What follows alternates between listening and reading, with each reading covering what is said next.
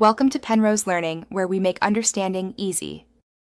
You begin now. Check the device label for the correct voltage and choose a stable outlet at waist height so vapor disperses evenly. Next, remove the refill's safety tab without touching the pad or liquid. This prevents contamination.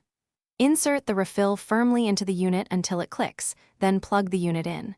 You'll hear a faint click and see an indicator light. This confirms power. Once done, position the device away from direct drafts and children's reach, so dispersion is consistent and safe. Now control the core. Choose the low or high setting based on room volume, low for small rooms, high for larger open areas, because temperature controls release rate.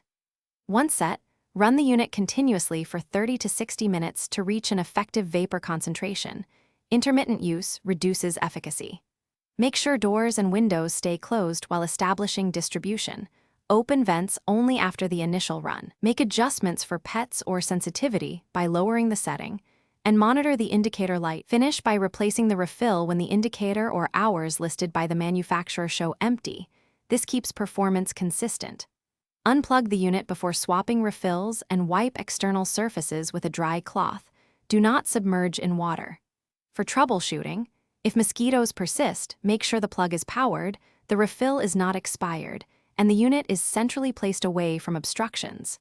If the indicator won't light, test the outlet or try another known working device to isolate the issue.